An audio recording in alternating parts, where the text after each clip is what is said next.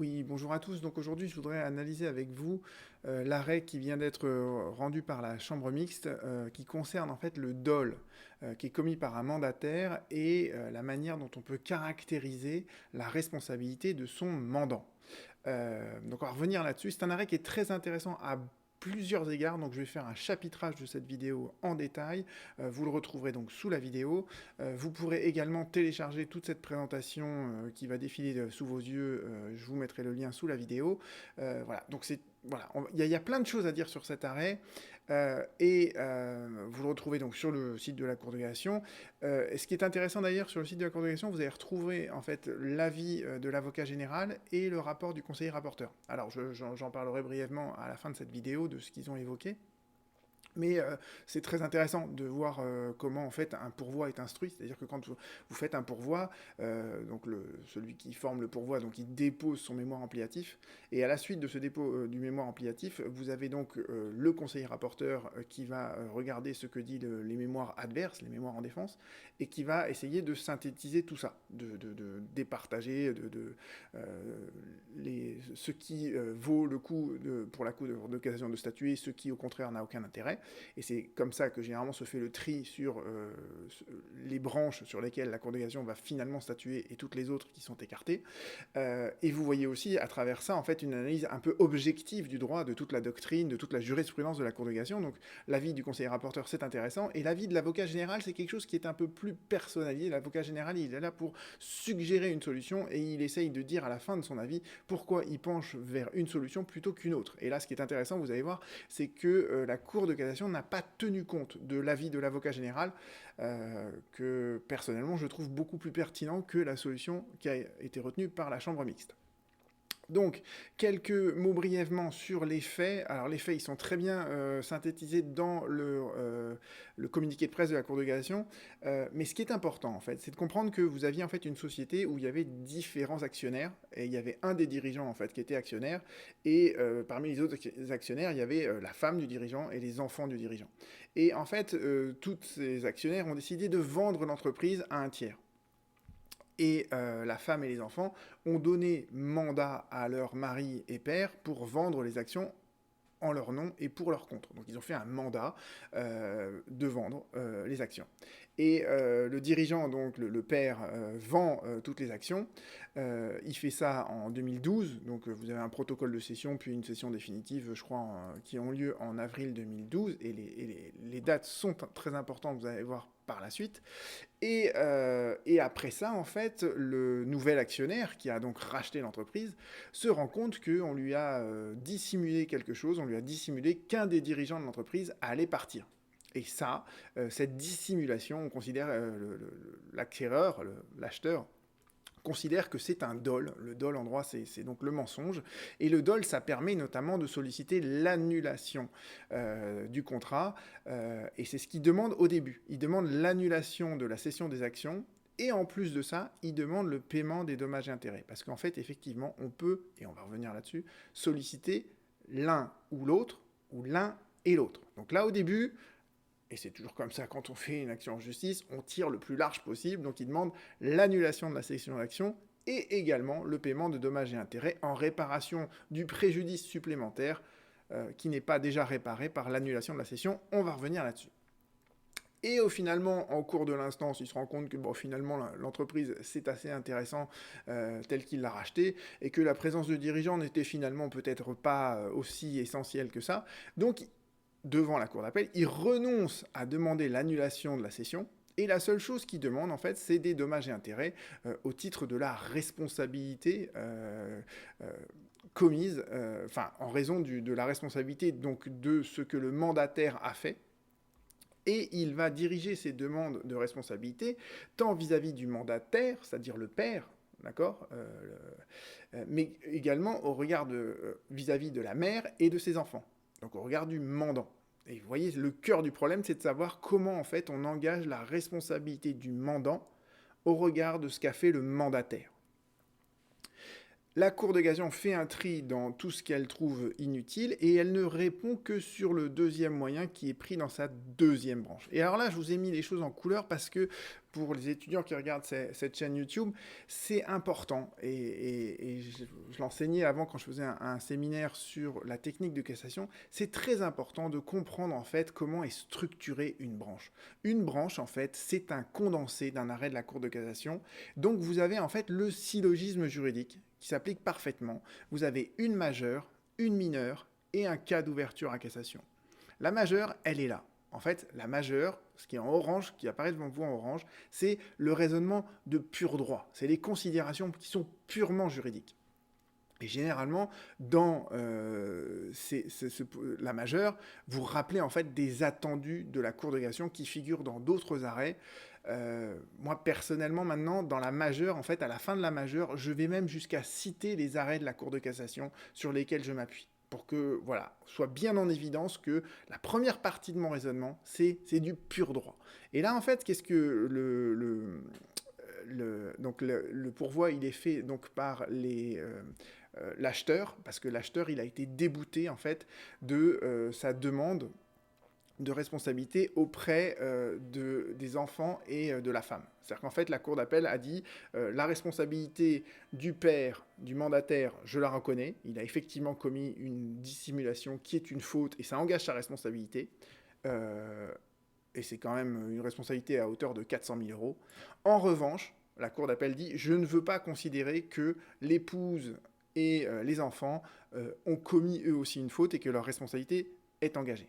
Donc, ce que dit l'acheteur, il dit le mandant, l'épouse et les enfants, est tenu d'exécuter les engagements qui est contracté par le mandataire, le père, conformément au pouvoir qui a été donné au mandateur, et surtout, lorsqu'il y a des manœuvres dolosives de la part du mandataire, qui ont été déterminantes pour l'acheteur, eh bien, ces manœuvres dolosives du mandataire, on peut les opposer au mandant. C'est-à-dire que le dol du mandataire, en fait, il est opposable au mandant, il est opposable à la mère et aux enfants.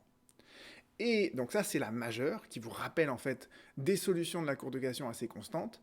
Et après, la mineure, c'est de dire, mais pourquoi la Cour d'appel n'a pas retenu ce raisonnement? Eh bien, parce que, en l'espèce, d'accord, on vous a bien dit, voilà, l'épouse avait donné un mandat à son mari, et néanmoins, la Cour d'appel a débouté l'acheteur de sa demande en termes de responsabilité civile. Pourquoi? Elle l'a retenu au motif inopérant, c'est-à-dire pour une raison qui est complètement fausse, qu'aucun élément ne permettait de retenir que l'épouse et les enfants avaient personnellement participé au dol commis par leur papa ou leur père. D'accord? Et le moyen dit, mais voilà, ce raisonnement-là, il est complètement inopérant. Pourquoi? Parce que, en fait, le dol, il a été commis dans le cadre de l'exécution du mandat. Et ça suffit. D'accord? Si vous avez votre mandataire qui commet un dol dans l'exécution de son mandat, eh bien, ce dol, il est opposable au mandant. Parce que c'est le mécanisme même de la représentation. La représentation juridique, c'est de dire je confie à quelqu'un le soin de faire quelque chose en mon nom et pour mon compte. Eh bien, tout ce que cette personne va faire, eh bien, c'est comme si c'était moi qui l'avais fait. C'est pour ça que, en fait, les manœuvres dolosives qui sont commises par le mandateur, elles sont opposables au mandant. Et dernière chose qui est toujours impératif quand vous faites une branche d'un moyen, c'est toujours invoquer un cas d'ouverture à cassation. Et le cas d'ouverture à cassation là, c'est l'article 1998 du Code civil. L'article 1998 du Code civil, on va le revoir après, c'est sur le mandat. Donc vous voyez, ça c'est la structure de l'argument qui est proposé à la Cour de cassation et auquel la Cour de cassation va répondre. Et quelle est la réponse de la Cour de cassation? Elle se fait en 3 temps, la réponse de la Cour de cassation. D'abord, la Cour de cassation nous fait ce premier paragraphe qui est un peu sorti de nulle part. Il faut le reconnaître. Et on va voir après que justement, c'est ça en fait, ce qu'on appelle le débordement d'un moyen. Elle vous dit, la victime du dol peut agir en nullité de la Convention sur les fondements des articles 1137 et 1178 du Code civil, auparavant de l'article 1176 du même code dans sa rédaction antérieure à celle issue de l'ordonnance. Donc en fait, là, la Cour de cassation nous vous dit, bon, la victime d'un dol peut invoquer la nullité Maintenant, c'est sur ces textes-là, 1137 et 1178. Et avant 2016, c'était l'article 1116 du Code civil. Vous voyez un peu déjà le malaise qui apparaît, quoi. L'effet de l'espèce, je vous l'ai dit tout à l'heure, ça remonte à 2012. Donc qu'est-ce que la Cour de cassation est en train de nous parler des articles 1137 et 1178, alors que ces articles 1137 et 1178, ils ont été insérés dans le Code civil à partir du 10 février 2016. Vous voyez ce que je veux dire ? En 2021, la Cour de cassation applique des articles de 2016, enfin qui datent de 2016, à une situation qui remonte en 2012. Malaise. D'autre part, l'autre point qui est rappelé par la Cour de cassation, c'est que la victime du dol, donc, elle peut agir en nullité, mais elle peut aussi agir en réparation du préjudice qu'elle a subi sur le fondement de deux autres articles, 1240 et 1241 du Code civil, qui, avant 2016, en 2012, quoi, quand ils étaient applicables, c'était les articles 1382 et 1383. Donc, vous voyez, ce premier passage-là, en fait, il répond pas aux moyens. Et le moyen, il parle absolument pas de tout ça, en fait. Le moyen, il est sur le mandat. La Cour de cassation nous fait une petite digression étrange, faut bien le mesurer, où elle nous parle, en fait, du droit futur, articulé sans qu'on le sache vraiment très bien pourquoi, mais avec le droit ancien. Peut-être qu'il y a une continuité entre les deux, on va voir, je vais vous expliquer tout ça après. Donc ça, c'est le premier paragraphe. Deuxième paragraphe, elle nous dit, voilà, le mandant, donc là en l'occurrence la mère et les enfants, le mandant, en vertu de l'article 1998 du Code civil, donc ça c'est l'article sur le mandant, il est contractuellement responsable des dommages subis, des dommages donc, qui sont subis par l'acheteur, du fait de l'inexécution des engagements contractés par son mandataire dans les limites du mandat conféré. C'est-à-dire qu'en fait, si le mandataire, il n'exécute pas la mission pour laquelle on lui a donné un mandat, eh bien, dans ce cas, le mandant, il est responsable contractuellement de ces manquements-là. Sauf que c'est absolument pas la question qui était posée par le moyen. Donc là, vous voyez que la Cour de cassation, elle continue à nous faire une réponse qui n'a strictement rien à voir avec la question qui est posée par le moyen. Et la réponse, on la voit en fait apparaître ici. C'est la dernière partie de la phrase, la deuxième partie de la phrase, qui nous dit que si le mandataire commet des manœuvres dolosives, donc si le mandataire commet des manœuvres dolosives, si le père commet un dol, dans l'exercice de son mandat, eh bien, la responsabilité du mandant, donc la responsabilité de la mère et des enfants, ne pourra être engagée que si la mère et les enfants ont personnellement commis une faute qu'il incombe à la victime d'établir. Donc voilà, en fait, la solution, la réponse aux moyens, elle figure ici.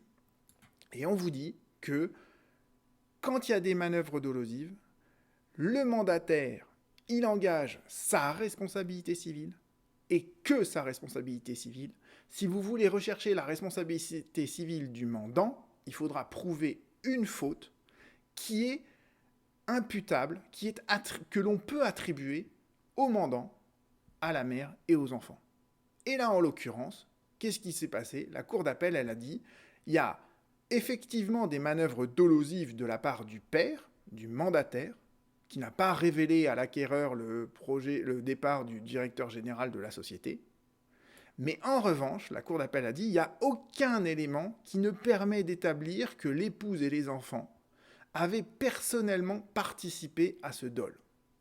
Et en conséquence, il n'y a aucune faute qui ne peut être démontrée à leur encontre, et donc on ne peut pas retenir leur responsabilité civile, et on ne peut pas le faire même en considérant qu'ils ont commis une faute en donnant mandat à quelqu'un qui était malhonnête.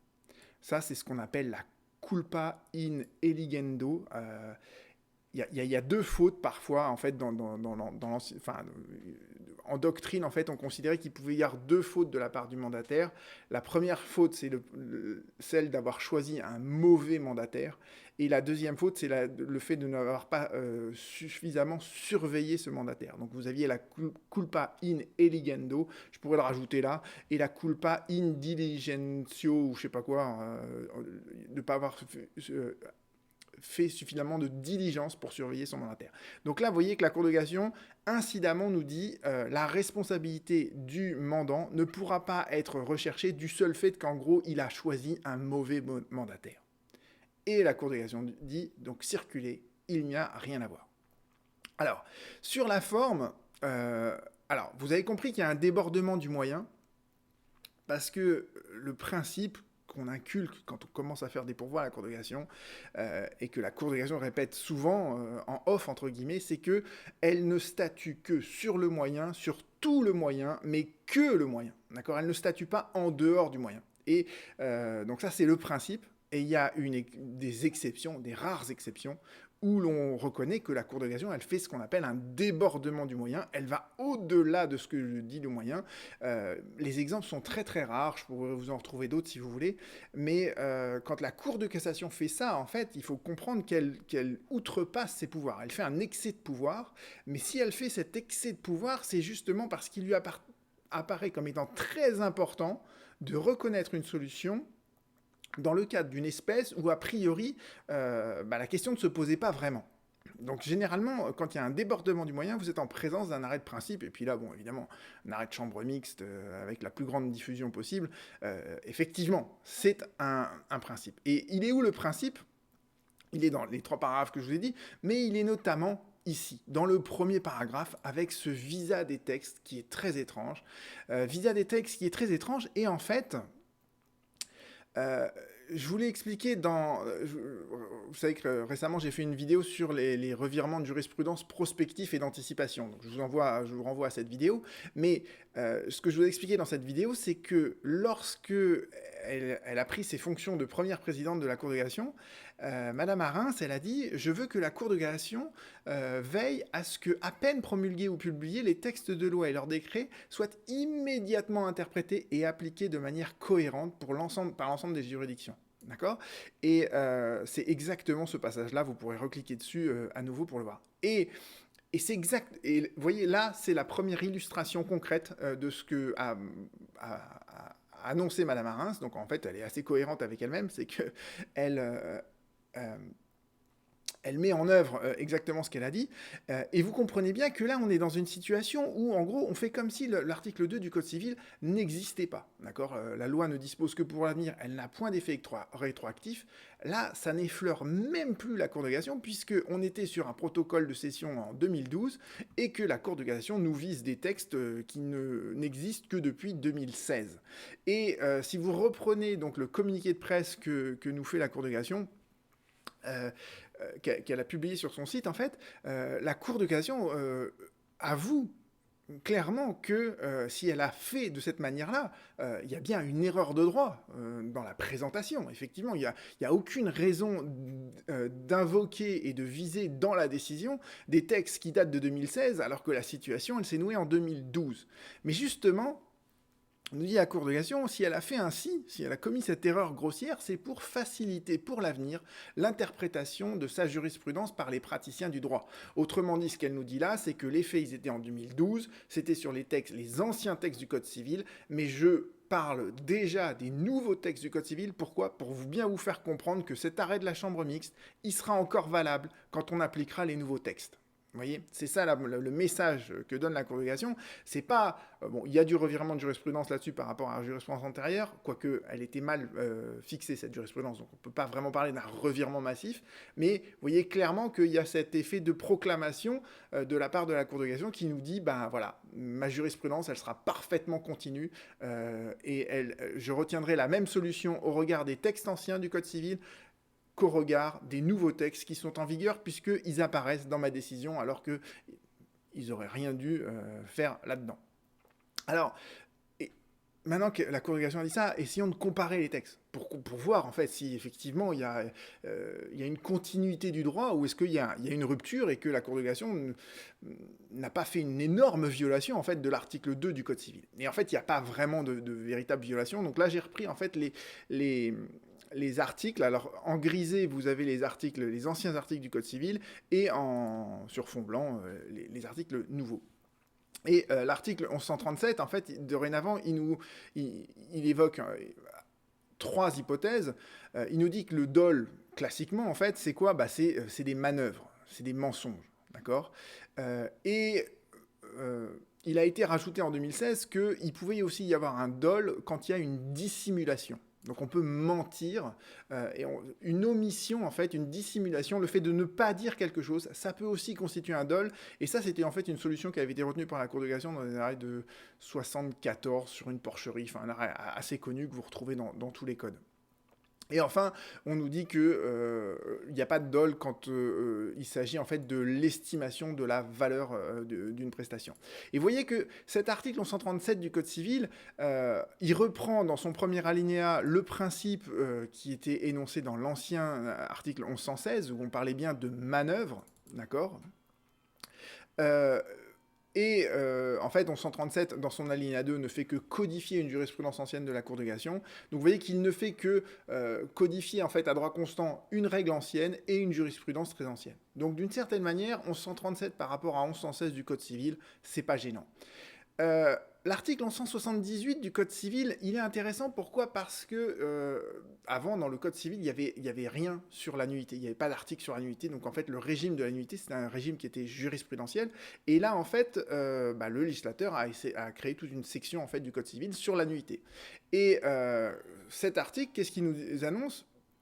Il nous dit d'abord que quand il y a un vice du consentement, quand on ne respecte pas toutes les conditions qui sont dans les articles précédents, eh bien en fait, quand il y a un vice du consentement, comme dans le cadre du dol par exemple, eh bien le contrat il est nul. Ce que rajoute le législateur en 2016, c'est que avant on ne connaissait que des nullités judiciaires. Les nullités, elles devaient être constatées, prononcées par un juge. Et depuis 2016, en fait, c'est assez rare, mais les parties peuvent parfaitement, d'un commun accord, considérer que le contrat est nul. D'accord? Avant, il ne fallait pas essayer devant le juge. Maintenant, en fait, si vous vous mettez d'accord, vous pouvez très bien convenir qu'un contrat est nul. Autre chose qui avait été révélée par la Cour de cassation depuis très longtemps, c'est que le contrat qui est nul, il est censé n'avoir jamais existé. Et donc, dans ces cas-là, on efface tout, on prend une gomme, on efface, et on s'oblige donc à des restitutions réciproques.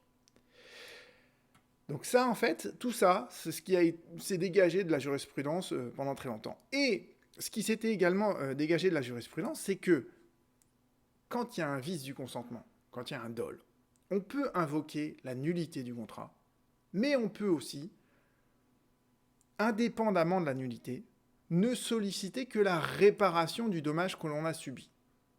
Et la Cour de cassation disait dans ces cas-là, on applique le droit commun de la responsabilité extra-contractuelle. Pourquoi est-ce qu'on applique le droit de la responsabilité extra-contractuelle et pas de la responsabilité contractuelle? Parce que, comme je vous l'ai dit, le contrat annulé est censé n'avoir jamais existé, donc on l'efface. Et donc, il n'y a jamais eu d'échange des consentements. Et donc, les rapports entre les deux parties ont toujours été des rapports en dehors d'un contrat, donc il n'y a aucune raison d'invoquer la responsabilité contractuelle, on ne peut invoquer que la responsabilité délictuelle. Et la responsabilité délictuelle, elle est énoncée où? Elle est énoncée dans les articles 1240 auxquels la Cour de cassation fait référence. Ça, c'est le principe classique. Tout fait quelconque de l'homme qui cause à autrui, c'est la responsabilité pour faute. D'accord? Et à la suite de 1240, vous avez 1241, on est responsable de son fait, mais encore de sa négligence ou de son imprudence. Et là, vous voyez que la Cour de cassation nous dit bien, le fait de choisir un mauvais mandataire, c'est pas de la négligence, c'est pas de l'imprudence, donc on ne pourra pas caractériser la faute au regard de 1241. On est vraiment dans la responsabilité pour faute. Et c'est ce que nous disaient les anciens articles 1382 et 1383. Donc de ce point de vue-là, vous voyez qu'il y a vraiment un copier-coller. En fait, ils ont juste changé les numéros parce qu'on n'est pas encore arrivé à faire la réforme du droit de la responsabilité civile délictuelle. Ça fait très longtemps qu'on y travaille et on y arrivera peut-être un jour. Et dernier article donc, qui apparaît dans l'arrêt de la Cour de cassation, c'est l'article 1998 qui dit bien que voilà, le mandant est tenu d'exécuter les engagements qui sont contractés par le mandataire conformément au pouvoir qui lui a été donné. Donc ça, c'est quand le mandataire agit dans les limites du mandat.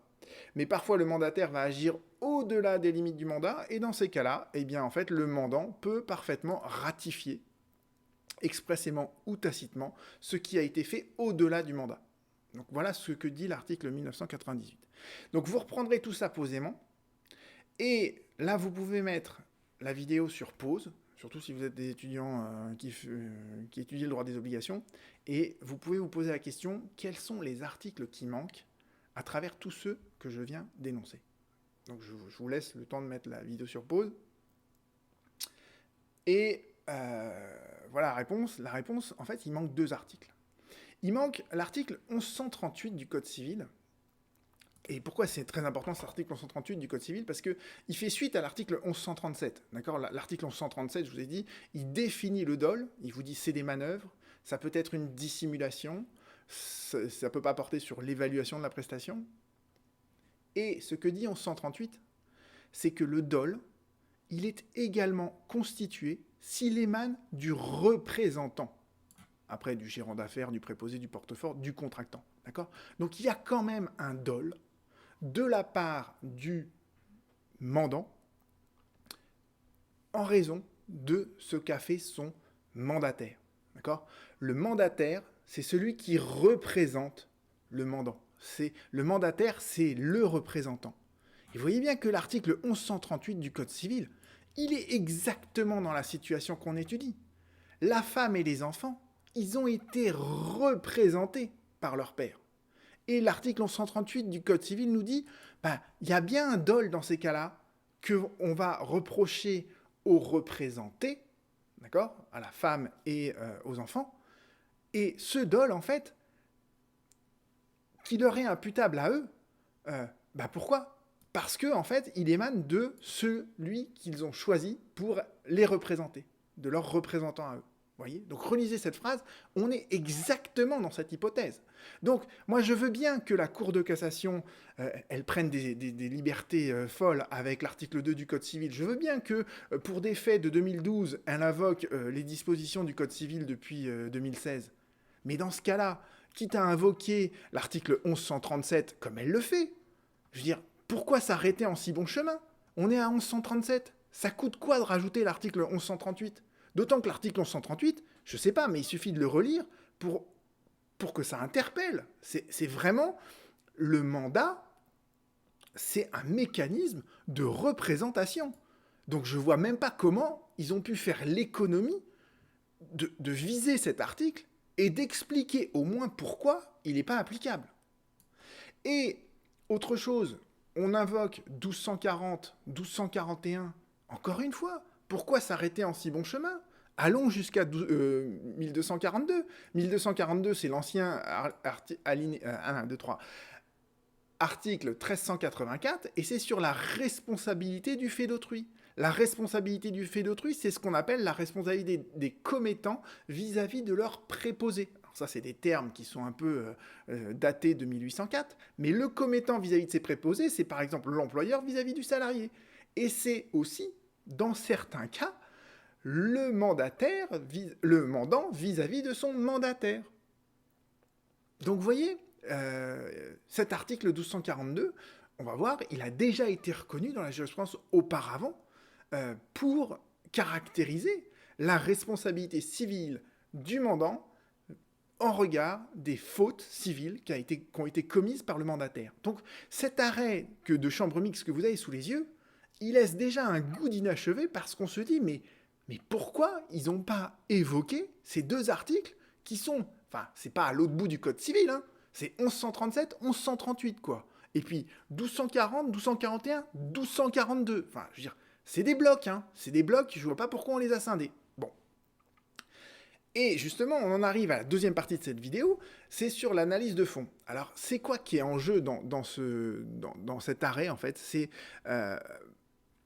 des questions qui sont très, très compliquées, mais en même temps très intéressantes. C'est d'abord, jusqu'où va le mécanisme de la représentation en droit? D'accord? La représentation, ça va jusqu'au dol, mais est-ce que ça va aussi jusqu'aux fautes que l'on peut commettre par ailleurs? Et ça interroge aussi sur l'étendue en fait de la responsabilité civile délictuelle. Et ça nous montre bien que le dol, en fait, il y a une dimension qui est très subjective dans le dol, surtout quand c'est le dol qui a été commis par quelqu'un d'autre, par le représentant, voyez. Et quand vous regardez, alors tout ça c'est très très bien analysé dans le rapport du conseiller rapporteur et aussi dans le rapport de l'avocat général, mais j'ai essayé de vous sortir juste les auteurs qui me paraissaient les plus intéressants. Vous avez par exemple Plagniol, Ripert et Savatier, donc grands civilistes qui sont tous décédés depuis d'ailleurs, qui avaient écrit un traité qui a été mis à jour de nombreuses fois, et on vous dit voilà, pour ces auteurs-là, eh bien, quand le contrat il a été obtenu par le dol du mandataire, on admet le mécanisme de la représentation dans tous ces aspects, d'accord? Eh bien, la représentation du mandant par le mandataire, elle s'applique au dol. Parce que le dol, il est inséparable du contrat où a joué cette représentation. Donc, en fait, dans ce cas-là, pour ces auteurs-là, eh bien, le dol qui a été commis par le mandataire, eh bien, il retentit nécessairement sur le mandant. Et il y a un autre auteur qui est plus récent, qui a un propos beaucoup plus nuancé, hein. Mais il vous dit, derrière cette question, en fait, de l'étendue de la représentation, il y a une question à la fois juridique et morale, d'accord? Si vous reconnaissez que la représentation joue parfaitement, eh bien, vous allez reconnaître que le mandant, il est engagé par le dol qui a été commis par son mandataire. Et ça moralise la conclusion des contrats parce que le mandant, il ne peut pas se réfugier en disant « Ah non, ça c'est pas moi, c'est le mandataire qui l'a fait, moi ça ne m'intéresse pas. » Vous voyez, on responsabilise le mandant parce que il a choisi un mandataire. C'est grâce à ce mandataire que le contrat a pu être conclu, c'est grâce au mandataire qu'il a pu en tirer un bénéfice de la conclusion de ce contrat. Donc s'il y a un dol, il est normal, il est moral que ce dol rejaillisse sur le mandataire. Il n'y a aucune raison qu'une séparation apparaisse alors, vous voyez, en cas de dol, et qui ne puisse pas, en fait, atteindre le mandant. À l'inverse, vous avez d'autres auteurs, je ne vais pas tous les citer, mais je pense que l'analyse la plus classique, entre guillemets, c'est celle du professeur Jourdain, qui vous dit, en fait, il faut distinguer deux choses. Il faut distinguer deux choses, et c'est ce que je vous expliquais tout à l'heure quand on a repris l'article 1178. On vous dit bien qu'il y a l'annulation du contrat, et il y a aussi le fait de simplement solliciter des dommages et intérêts. Donc là, pour Patrice Jourdain, si on est dans le cadre de l'annulation du contrat, eh bien en fait, le représentant n'est pas un tiers au contrat, d'accord, puisque c'est justement lui qui a signé au lieu et place de la mère et des enfants. Donc le représentant, c'est le père, c'est pas un tiers au contrat puisqu'il a signé le contrat. Et en fait, on fait jouer parfaitement donc le mécanisme de la représentation. Et dans ce cas-là, c'est ce que nous dit maintenant l'article 1138 du Code civil alinéa 2, d'accord, le dol est également constitué s'il émane du représentant. Alors pour Patrice Jourdain, 1138 du Code civil dont je vous ai parlé tout à l'heure, ça ne joue que dans un cas si la victime sollicite l'annulation du contrat. Sauf que je ne suis pas d'accord avec cette analyse parce que 1138 du Code civil, d'accord, il ne vous dit pas que c'est que quand on sollicite l'annulation du contrat. Donc ce que fait le Patrice Jourdain, avec tout le respect que je lui dois parce qu'il est professeur agrégé, moi je ne suis pas professeur agrégé, mais il fait ce que, en termes de technique de cassation, on appelle une violation par adjonction. Une violation par adjonction, ça veut dire qu'on on inclut dans un texte une condition qui ne figure pas dans le texte. Or, je suis désolé, mais quand on relit l'article 1138 du Code civil, on ne vous dit pas que le dol est constitué pour le représentant en raison de ce qu'a fait pour le représenter en fonction de ce qu'a fait le représentant uniquement lorsqu'on sollicite l'annulation du contrat. D'accord? Je suis désolé, on ne peut pas interpréter cet article comme ça. Mais pour Patrice Jourdain, au regard, en tout cas de la jurisprudence antérieure, d'accord, si la victime sollicite l'annulation du contrat, alors le dol du représentant rejaillit automatiquement sur le représenté au regard de la représentation. En revanche, pour cet auteur, si la victime ne sollicite que des dommages et intérêts, alors on tombe dans la responsabilité civile délictuelle. Et si on tombe dans la responsabilité civile délictuelle, il faut ce qu'on appelle la personnalité des fautes. On ne peut pas être responsable... Enfin, si, on va voir, on peut être responsable de la faute de quelqu'un d'autre, mais pour lui, on est dans 1382 du Code civil, c'est de la responsabilité pour faute, donc on va caractériser la faute du représentant, et on va faire caractériser la faute du représenté, et ces fautes-là, ce n'est pas les mêmes fautes, et tant qu'on n'aura pas constaté la faute du représenté, on ne pourra pas engager sa responsabilité civile délictuelle. Donc ça, c'est une manière, en fait, en plus de restreindre les droits de la victime, puisqu'elle ne pourra avoir qu'un seul débiteur, alors que c'est toujours plus préférable d'en avoir deux, parce que quand on a deux débiteurs, s'il y en a un qui n'est pas solvable, on peut au moins se récupérer sur l'autre, d'accord? Et là, en fait, pour le professeur Jourdain, non, pas du tout. Il faut arriver à caractériser une faute de l'un et une faute de l'autre. Et on ne voit pas très bien, en fait, comment on peut caractériser la faute de l'autre, du représenté, parce que généralement, il n'est pas au courant des manœuvres dolosives qui ont eu lieu. Vous voyez? Mais, donc, selon ces auteurs-là, en fait, il y avait une étanchéité, vous voyez, entre les deux, les conditions d'appréciation de la nullité pour dol et les conditions des dommages et intérêts pour faute ne sont pas les mêmes.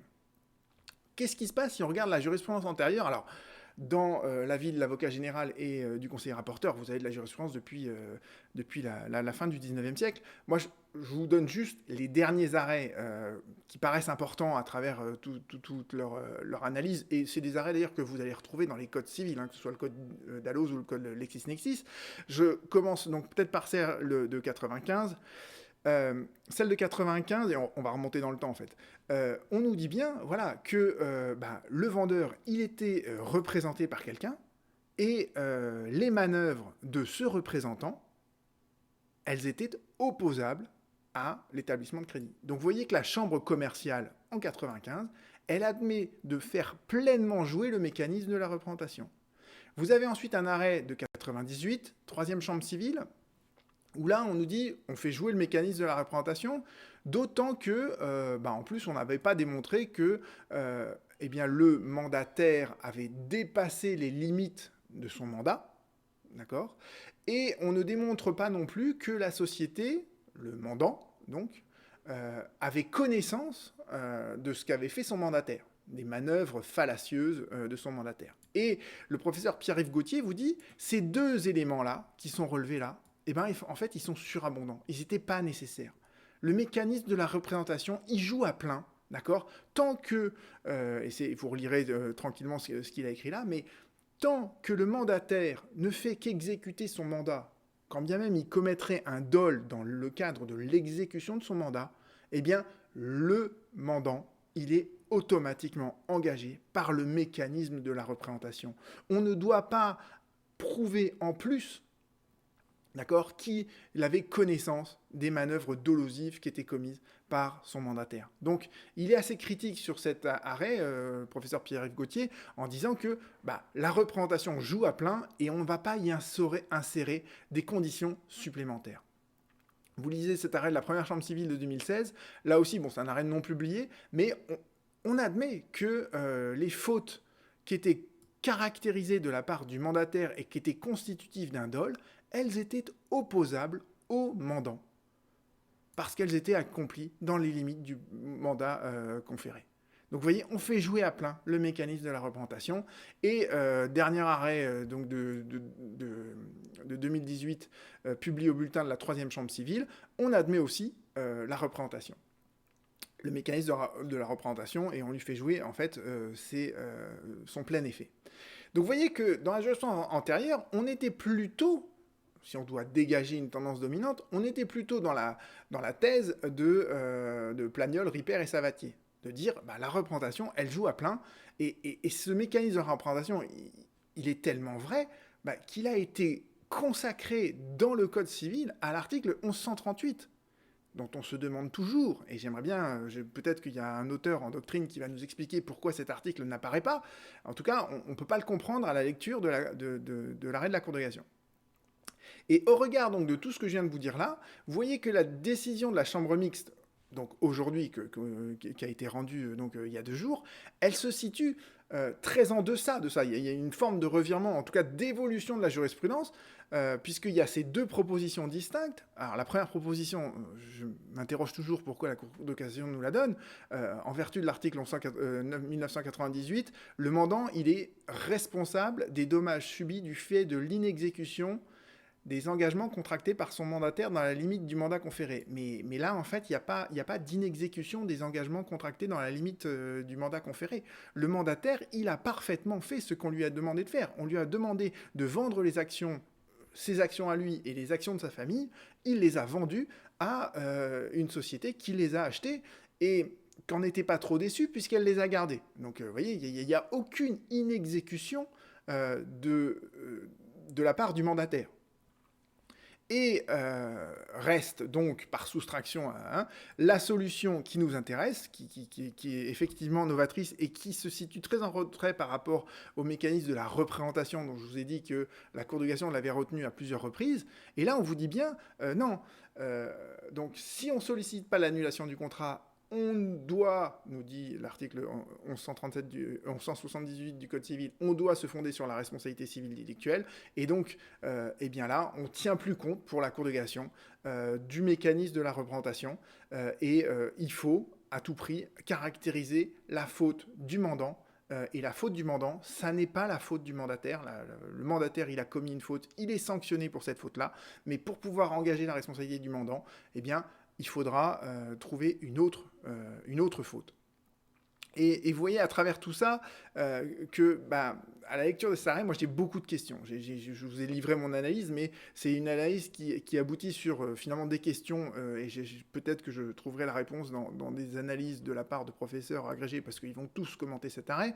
Mais voilà, je me dis, mais pourquoi on se fonde sur l'article 1998 du Code civil qui parle du mandat, et le mandat, c'est une des formes de représentation parmi tant d'autres. Pourquoi on parle de 1998 et pourquoi on ne parle pas de 1138 ? Et pourquoi on n'explique pas, en fait, comment l'application de l'un tient en échec l'application de l'autre ? Est-ce que c'est 2 textes qui se chevauchent ? Parce que le terme de représentant dans l'article 1138, il est beaucoup plus large que le terme de mandataire dans l'article 1998. Donc, est-ce que 1138, c'est un texte qui a une portée beaucoup plus générale et que 1998, c'est qu'une illustration particulière de ce principe ? Ou au contraire, est-ce que ce sont 2 textes qui ont des champs d'application qui sont étanches l'un à l'autre?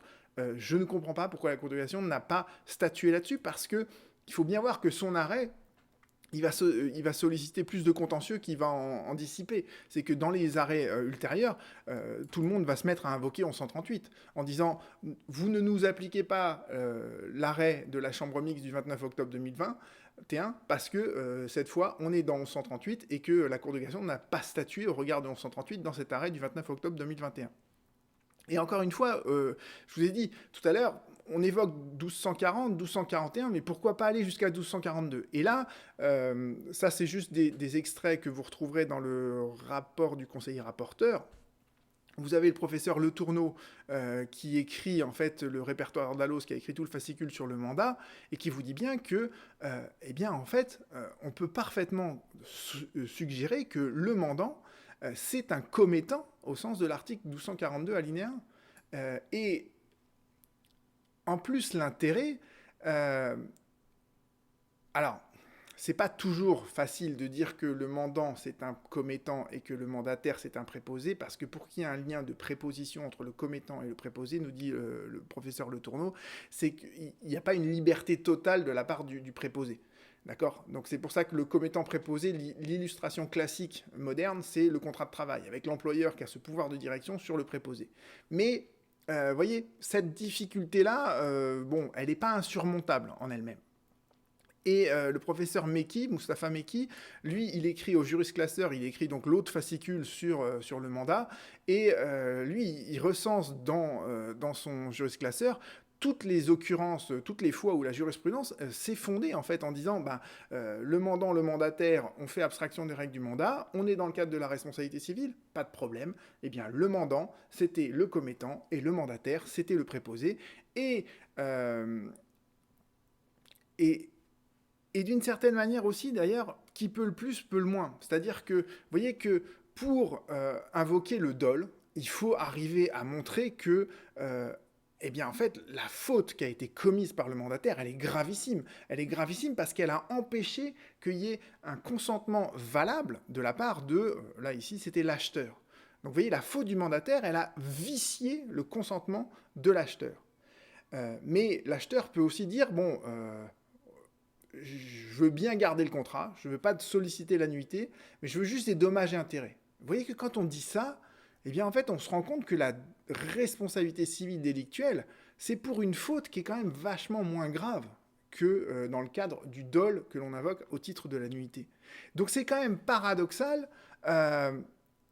qu'il soit plus dur d'engager la responsabilité du commettant, d'accord,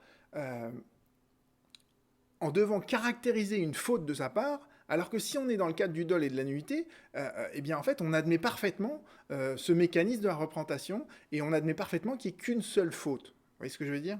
Donc voilà, c'est le professeur Meki en fait nous montre bien que les conditions de mise en œuvre en fait de la responsabilité civile délictuelle de l'article 1384 qui est devenu 1242, eh bien en fait ces conditions de reconnaissance de la responsabilité civile délictuelle, elles sont normalement plus larges que celles du mandat. Donc c'est quand même paradoxal de dire pour caractériser la responsabilité civile délictuelle, maintenant il faudra 2 fautes. Alors que normalement, avec 1384 alinéa 5, il y a juste besoin d'une seule faute, la faute du préposé, qui rejaillit automatiquement sur celle du commettant, comme dans le cadre du mandat. Si vous regardez maintenant, et je finirai sur ces quelques observations, le conseiller rapporteur, lui, à la fin de son rapport, il analyse en fait toutes les solutions, toutes les législations des autres pays d'Europe. Et il vous dit que grosso modo, en Europe, eh bien en fait, le fondement privilégié sur ce type de problématique, c'est la responsabilité civile délictuelle. Et c'est de manière secondaire qu'on se pose la question de savoir est-ce qu'on peut invoquer la responsabilité du fait d'autrui ou du fait d'un préposé. Donc vous voyez que la Cour de cassation dans cet arrêt de chambre mixte, elle rejoint en fait les autres législations, elle retient une solution en fait qui est proche de celle des autres pays d'Europe. Et je vous ai dit au tout début que l'avocat général, il avait un avis qui n'a pas été suivi par la Cour de cassation et que cet avis, en fait, il est quand même très intéressant. Et je voudrais juste retracer avec vous, si j'arrive à le faire avec suffisamment de précision et de nuance, cet avis de l'avocat général.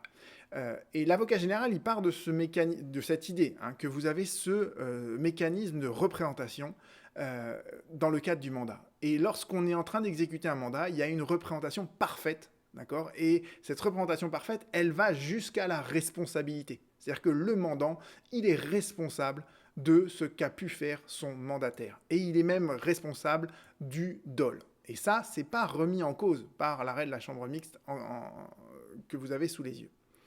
Et là où je trouve que c'est très juste ce que dit l'avocat général, c'est que avec l'arrêt que vous avez sous les yeux, on a opéré une dissociation entre le contrat qui a été conclu conformément au mandat et la question de la faute délictuelle qu'on suppose hors mandat. Et c'est bien une aberration juridique, vous voyez, parce qu'en fait, on est en train de dire, si on est dans le cadre du dol et qu'on tente l'annulation du contrat, eh bien là, on fera jouer à plein le mécanisme de la représentation. Si en revanche, on est toujours dans le cadre de manœuvres dolosives, mais qu'on n'invoque plus la nullité du contrat, mais simplement la responsabilité civile délictuelle, alors on ne considère plus le mécanisme de la représentation. Et bien ça, c'est effectivement, à mon sens, une aberration juridique. Je suis tout à fait de l'avis de l'avocat général. Et le passage le plus important, c'est ce passage-là. Quand elle essaye d'expliquer encore mieux à la congrégation pourquoi elle ne comprend pas cette dissociation, c'est que elle vous dit, voilà, si on est dans le cadre d'un régime de nullité du contrat, c'est-à-dire que l'acheteur, il va devant le juge et il demande l'annulation du contrat. Eh bien, dans ce cas-là, il va pouvoir demander l'annulation du contrat et la restitution de toutes les sommes qu'il a versées. Et il pourra en plus, d'accord, c'est bien ce que nous dit le Code civil, il pourra en plus invoquer la responsabilité civile délictuelle du mandant pour tous les préjudices qui ne sont pas réparés par l'annulation du contrat. Et concrètement, qu'est-ce que ça veut dire? Quand vous achetez, par exemple, un bien immobilier, etc., vous allez peut-être faire des études, des devis, vous allez engager des sommes, vous voyez, avant la conclusion du contrat. Eh bien, toutes ces sommes-là, vu que c'est avant et en dehors du contrat, si le contrat est annulé, toutes ces sommes-là, elles restent à votre charge.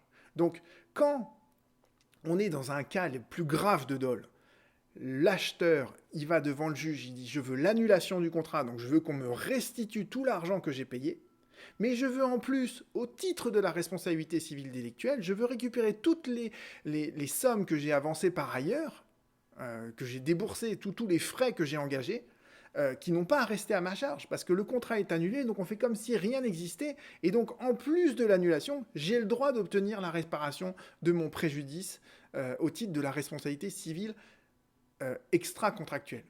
Et dans ce cas-là, pour obtenir, en fait, de qui il obtiendra l'acheteur la réparation de son préjudice? Mais il l'obtiendra du vendeur. Pourquoi? Parce que le vendeur, il est responsable de tous les agissements de son mandataire, d'accord? Donc on voit bien que quand on est dans cette situation-là de la nullité du contrat, on admet parfaitement le mécanisme de la représentation tant pour l'annulation du contrat que au titre de la responsabilité civile délictuelle. Alors que quand on est dans une situation, nous dit l'avocat général, où le préjudice, entre guillemets, est moindre, où la faute est moindre, donc là, en fait, la victime veut juste obtenir la réparation de son préjudice tout en maintenant le contrat, parce que ce contrat, ça l'intéresse bien par ailleurs, eh bien, on va limiter, en fait, son action vis-à-vis du mandataire, et on ne pourra pas caractériser la responsabilité du mandant sans arriver à prouver une faute à son égard. Et surtout, en fait, ça réduit donc le nombre de débiteurs, nous dit l'avocat général. Enfin bref, vous relirez ce passage-là, parce que je trouve que, effectivement, c'est ce que je vous explique depuis tout à l'heure en plus. Donc voilà, il y a quand même une incohérence tout à fait étrange là-dedans. Et bon, elle insiste lourdement donc, sur les mécanismes de la représentation. Et ce qu'elle dit à la fin, c'est que ce que je viens de vous décrire là, sur ces deux situations, selon qu'on invoque la nullité ou qu'on invoque simplement la responsabilité civile délictuelle, eh bien en fait, ça crée une différence de traitement. Et surtout, c'est ça qui est étonnant, c'est que quand la victime ne fait que solliciter la responsabilité civile délictuelle, le mandant, donc là en l'occurrence la mère et les enfants, si on n'arrive pas à caractériser une faute vis-à-vis d'eux, d'accord, la faute du mandataire, elle est établie, puisqu'on est dans le cadre d'un dol, d'accord? Donc la faute du mandataire, ça engage la responsabilité civile délictuelle du mandataire, mais on n'arrive pas à caractériser la faute du mandant. Eh bien, dans ces cas-là, le mandant, en fait, il bénéficie en fait de la réalisation du contrat, il a été payé, entre guillemets, du prix de la vente, d'accord? Et grâce au dol, d'accord, il va profiter en fait du dol du mandataire sans en être responsable. Donc vous voyez bien que en fait, la solution que retient la Cour de cassation en disant il faut deux fautes distinctes dans le cadre de la responsabilité civile délictuelle, la faute du mandataire et la faute du mandant, eh bien, concrètement, ça va être très dur d'apporter la preuve de la faute du mandant. Et donc, c'est une solution qui, entre guillemets, est amorale, puisqu'elle va permettre au mandant de bénéficier du dol de son mandataire, parce qu'en fait, on n'arrivera pas à caractériser une faute de la part du mandant. Donc c'est une solution qui, vous voyez, à la différence de celle où on fait jouer à plein le mécanisme de la représentation pour essayer de moraliser justement le droit des affaires, afin de faire en sorte que justement le mandant n'aille pas bénéficier indirectement du dol parce qu'on n'arrive pas à retenir sa responsabilité, eh bien, au lieu d'avoir cette solution qui moralisait, entre guillemets, le droit des affaires, on a une solution qui est beaucoup plus discutable, puisque le mandant n'est pas responsable du dol commis par le mandataire, alors même qu'il y a un mécanisme de représentation qui devrait jouer à plein, quelles que soient les circonstances dans lesquelles on est. Voilà, c'était une vidéo un peu longue, j'espère que j'ai été clair, j'espère que j'ai pu vous faire comprendre en fait tous les enjeux qu'il y avait derrière cet arrêt. J'en ai plus de voix, on se retrouve bientôt.